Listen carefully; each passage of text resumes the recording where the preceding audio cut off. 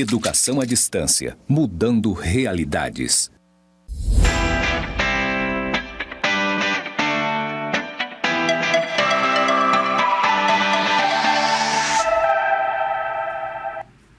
Olá, sejam bem-vindos à nossa quarta web aula.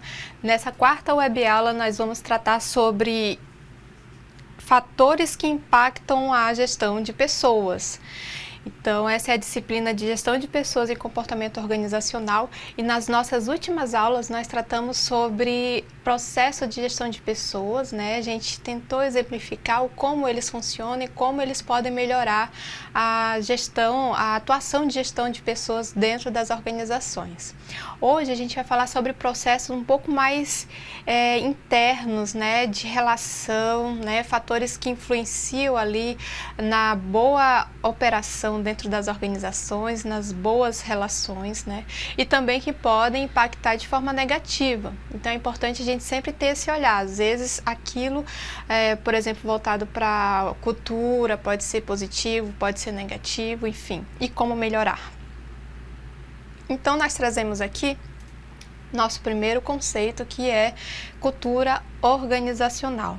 A cultura é a forma institucionalizada de pensar e agir, compartilhada por todos e repassada entre as gerações, né? A gente trata aqui de uma cultura um pouco mais ampla, então, para a gente contextualizar, a gente tem cultura em uma região, em um país, em um estado, né? Então, cada fronteira geográfica dessa constitui um elemento cultural ou uma organização cultural. Elemento não, mas uma organização cultural. E a cultura é a forma de agir, né? A forma das pessoas falarem, a forma das pessoas se tratarem, né? E é compartilhado por todos, e isso ocorre também dentro das organizações. Mas dentro das organizações de forma geral, não. Às vezes a cultura ela muda de setor para setor dentro de uma organização, de departamento para departamento dentro de uma organização. Então a gente vai ver que é interessante esses elementos, né? A organização em si, por exemplo, o Tribunal de Justiça, né, de algum local, de algum estado, ele tem ali o modus operandi dele, que é a cultura que eles vivenciam naquele momento. Mas cada setor, uma divisão, uma diretoria, uma coordenação, enfim, vai constituir também microelementos de cultura organizacional importantes de serem percebidas. Por quê? Porque se ela surtir efeitos negativos, ela pode também impactar negativamente no desempenho das pessoas. Ao mesmo tempo, e ao contrário disso, se ela tiver efeitos positivos ou elementos positivos, ela vai também refletir em positividades dentro daquele ambiente de trabalho. Então vamos ver o que é a cultura organizacional. A cultura organizacional é o conjunto de pressupostos básicos que um grupo inventou, descobriu e desenvolveu, lidando com os problemas de adaptação externa, integração interna, e que funcionou bem o suficiente para ser considerado válido e ensinado a novos membros como a forma correta de perceber, pensar, sentir com relação a esses problemas. Então veja que a cultura organizacional ela é uma forma compartilhada que alguém criou ou um grupo de pessoas criaram, e as pessoas novas que vão entrando ali vão, por vezes, seguindo. Mas é interessante a gente perceber que as culturas elas são reorganizadas ao longo do tempo, né? Ao longo também das mudanças que vão vindo pessoas diferentes, grupos diferentes, mas esse processo de mudança ela é muito lento e é quase que imperceptível, né? Porque é na vivência do dia a dia, no trato que as pessoas têm umas com as outras. Então veja ali que cada organização é única e singular, apresentando um estilo de gestão de comportamento compartilhado entre os indivíduos. E a gente também tem alguns autores que trazem dois aspectos da cultura.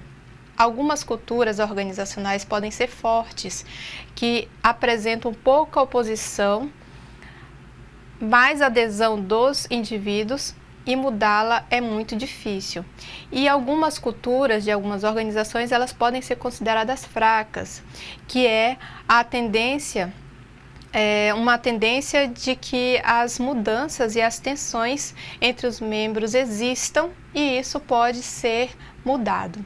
Então, essa cultura fraca, essa cultura forte não quer dizer algo positivo ou negativo. Na verdade, ela vai falar mais sobre como aquele grupo opera.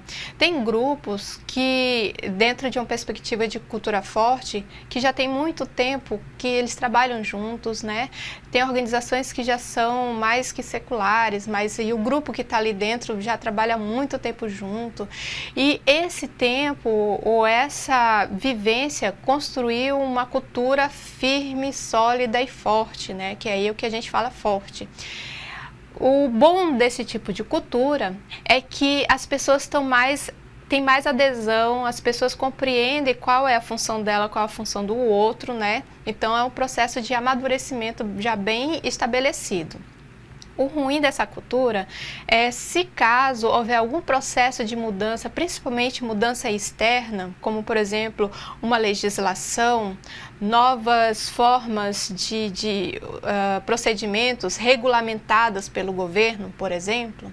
Então, quando há esses processos de mudança, por exemplo, a adoção de sistemas tecnológicos diferenciados, né? A gente sabe de muitas histórias que ocorreu hoje, muito da organização pública trabalha com processos digitalizados, enfim, digitais, um processo de informação digital, né? Que é transmitido de forma eletrônica, e esse processo de mudança do papel para a forma eletrônica, a gente sabe que houve muita resistência, principalmente em organizações que tinham culturas mais fortes, mais rígidas e com mais tempo trabalhando daquela mesma forma. Então, quando eu falo cultura forte, se refere a essa rigidez, né? Que é ruim para um aspecto de mudança e é bom para um aspecto, às vezes, de convivência. Às vezes, né? Porque existem alguns elementos. E quando eu falo de cultura fraca, eu falo de culturas, por exemplo, de ambientes que são novos, né? Surgiu um órgão público novo, as pessoas que foram contratadas lá são recentes. Então, nesse aspecto, a tendência é que a cultura ainda não seja consolidada, não seja rígida. Então, é bom esse tipo de cultura mais fraca, né, menos consolidada, é bom para aspectos de mudança. Os processos de mudanças ela ocorrem de forma mais favorável. Agora, por exemplo, aspecto de adesão, de coletividade, às vezes pode ser também um problema. Mas, às vezes, existem vários outros aspectos que a gente vai estudar agora daqui para frente, que também contribuem nesse processo de interação conjunta e coletiva dentro da organização pública. Mas vejam aí comigo, vamos estudar agora as dimensões da cultura organizacional. Como a gente pode compreender a cultura organizacional dentro das organizações? A dimensão material, a gente tem 3 tipos de dimensão: a dimensão psicossocial e a dimensão ideológica. A dimensão material se refere ao sistema produtivo de produtos e serviços da organização.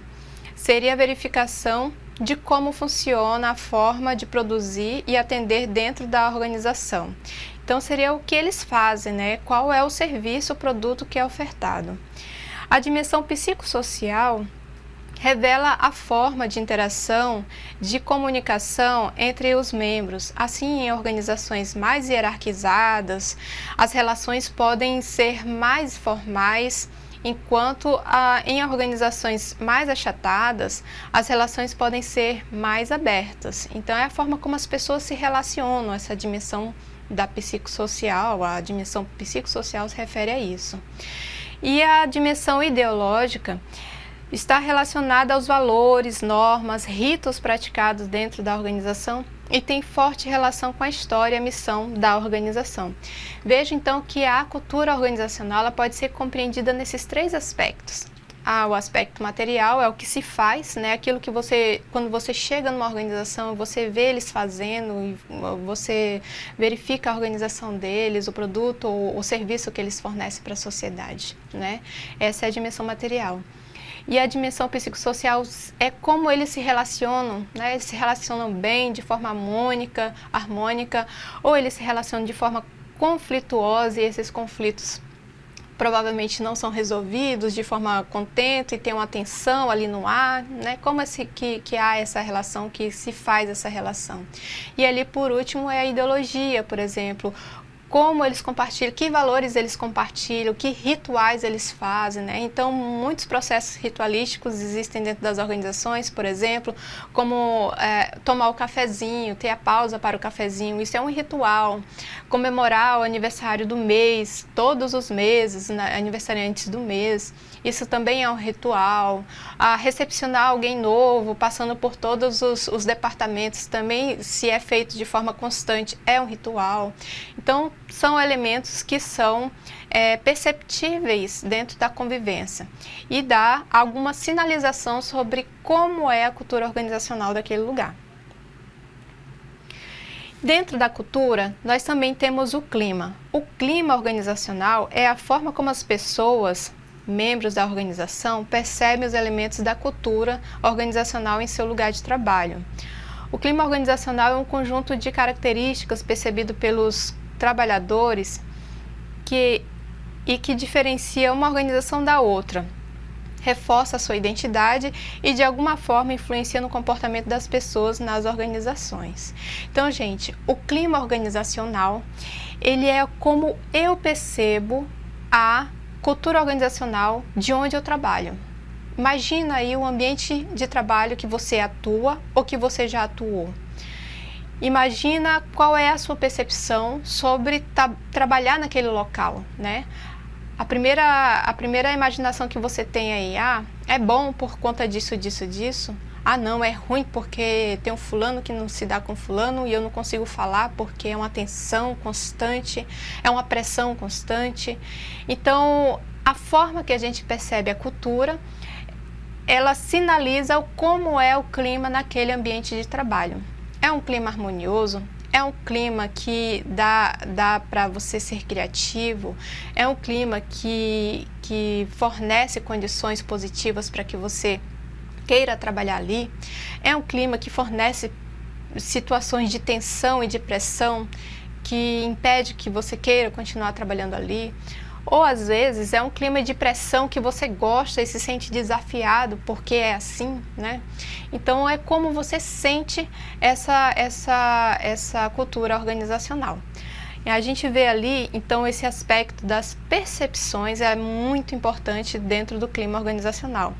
As percepções podem ser retratadas por meio de alguns elementos como o estilo da liderança, a estrutura organizacional, o relacionamento interpessoal, as formas de comunicação, a forma da motivação.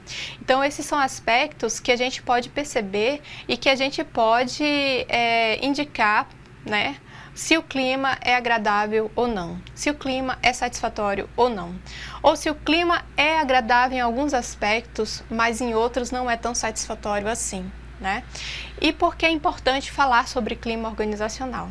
Porque é por meio da percepção das pessoas que a gente consegue entender se aquele modo de fazer diariamente as atividades, ele é importante e traz resultados importantes ou não. Então, tem algumas organizações que trabalham bastante com pesquisa de clima organizacional, que é bem isso, é você capturar a percepção do servidor sobre o como ele vê que a cultura organizacional está funcionando e o como ele se sente frente a essas questões de estilo de liderança, de fatores de motivação, de fatores de comunicação, se a comunicação é clara, é boa, não é, fatores de relacionamento interpessoal. Então, tudo isso é importante para que a gestão possa fazer o quê? A gestão possa tomar algumas decisões e alguns processos de mudança. Seguindo aqui, entrando na questão do relacionamento interpessoal, é um fator muito importante, principalmente para climas mais harmoniosos dentro das organizações. Então, para entender o relacionamento interpessoal no ambiente de trabalho, você deve considerar a relação entre duas pessoas. Na relação interpessoal, são compartilhadas interações que devem considerar alguns fatores: o sentimento de cada um, a percepção de cada um, o comportamento e a personalidade de cada indivíduo. Então veja que dentro do processo de relacionamento interpessoal, eu estou falando de relação entre duas pessoas. E aí é interessante a gente entender que a constituição, a construção da identidade de uma pessoa é totalmente diferente da construção e constituição da identidade da outra pessoa. Essas duas pessoas tiveram experiências diferentes de vida, criações diferentes, experiências de estudos diferentes, né? Experiências de família, né? de constituição familiar diferentes, enfim. E essas diferenças, elas vão se encontrar onde? Na organização, quando eu coloco essa pessoa para trabalhar com essa. Às vezes, essas pessoas, elas conseguem criar uma afinidade entre elas, né? Mas às vezes a gente sabe que existe muito processo de conflitos entre essas pessoas por conta principalmente da comunicação. Então, a percepção dessa pessoa, por conta do processo de experiência que ela teve no passado, é diferente da compreensão dessa pessoa. E às vezes vai dar aqueles conflitos, que é importante o conflito. Os conflitos são importantes, principalmente quando eles são resolvidos e eles podem melhorar alguma dinâmica dentro da organização. Mas veja ali como a comunicação é importante. A boa comunicação é a arte de se expressar de forma clara e simples e se abrir para entender o que é dito por outras pessoas. Então, quando você sabe que você é diferente da outra pessoa, você precisa ter essa compreensão. A pessoa é diferente, eu sou diferente. Vamos tentar entender se o que ela está falando eu estou entendendo, né? Ou se o que eu estou falando ela está conseguindo entender. Então vamos ter esse feedback da outra pessoa. É importante esse processo de pensar que duas pessoas diferentes às vezes estão tendo problemas de comunicação porque compreendem a mesma coisa de forma diferente. Então veja aqui que a comunicação faz parte da arte de se relacionar bem com todas as pessoas, com todas as outras pessoas. Então é importante, caso você queira, se aprofundar nesse processo da boa comunicação. A boa comunicação, ela é importante também, principalmente quando a gente sabe controlar e lidar com as emoções, né? Quando a gente precisa aprender também esses processos de lidar com as nossas emoções e com as emoções das outras pessoas dentro do ambiente de trabalho. Às vezes as pessoas, elas são tão ligadas às suas profissões, elas são tão ligadas àquilo que ela faz, às pessoas que ela atende, que elas têm processos emocionais e esses processos emocionais, eles reverberam, né? Eles se expressam dentro do ambiente organizacional de forma que vá surgir, às vezes, alguma tensão. Então, é importante a gente falar sobre inteligência emocional. A inteligência racional, antes da emocional, ou conhecimento técnico, não garante que as pessoas consigam se relacionar bem. Para se relacionar bem, é necessário compreender nossa relação com as nossas emoções. Então, as pessoas que têm inteligência emocional costumam ter autocontrole, persistência e capacidade de se automotivar. Então, veja que muitas vezes as pessoas vão para o campo de trabalho, para a sua organização, a organização que você trabalha, com aquela inteligência racional. A pessoa é muito inteligente no que faz, nos fatores técnicos, nos regulamentos, na implementação daquilo, mas lhe falta um trato no relacionamento interpessoal. E às vezes essa falta de tato, né, de comunicação assertiva, uma boa comunicação, também é uma falta de lidar muito bem com as suas emoções, né?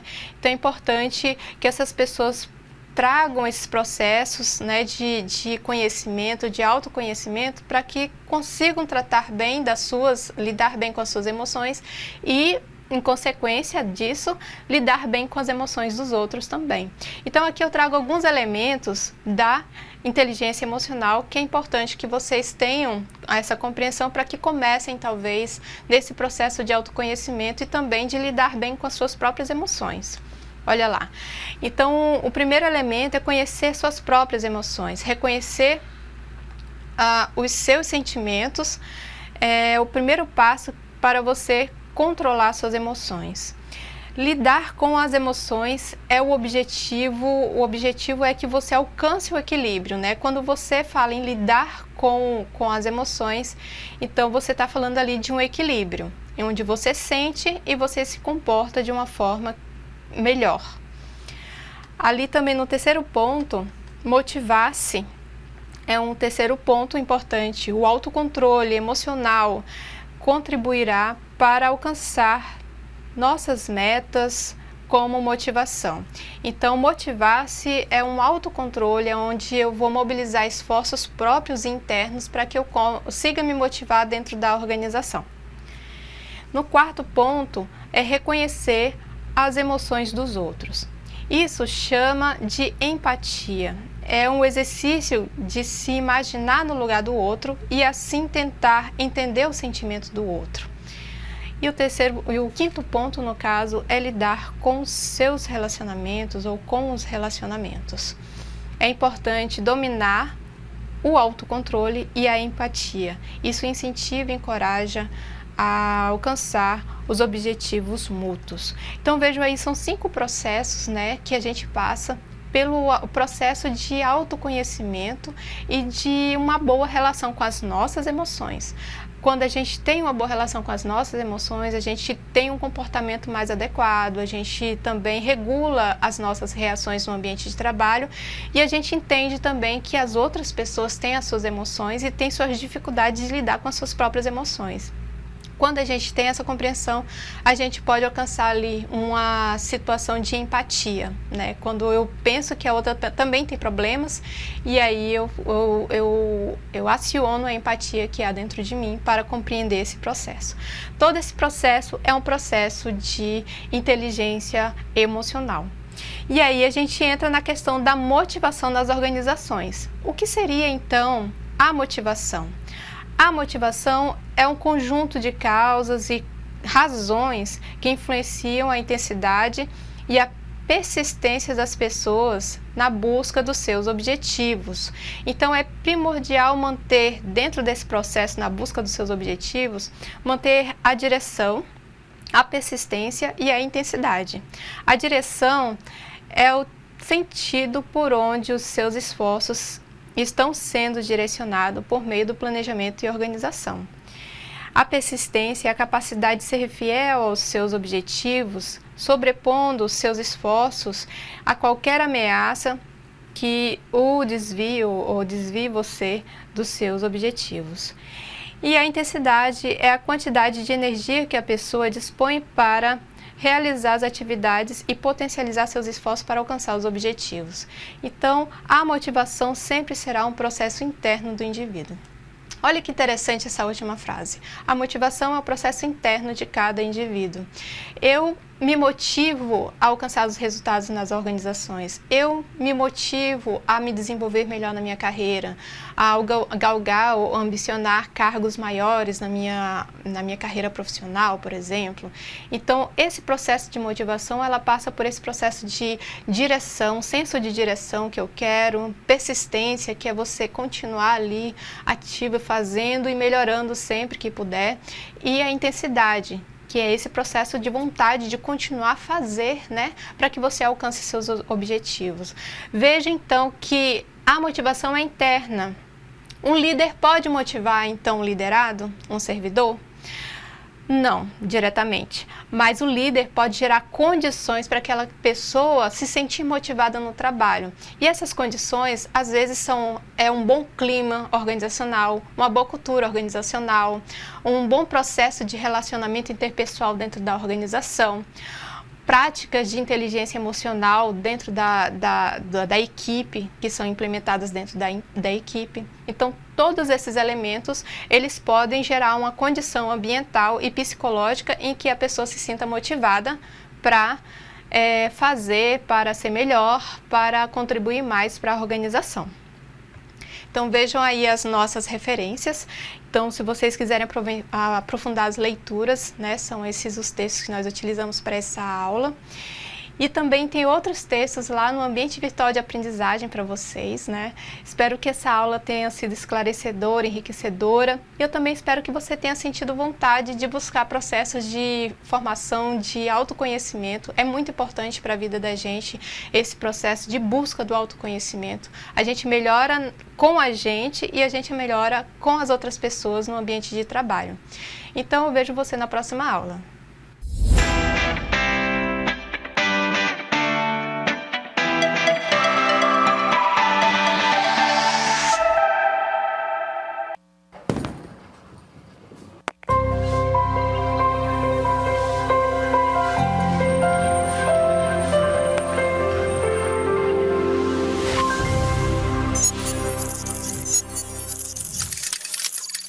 Educação à distância, mudando realidades.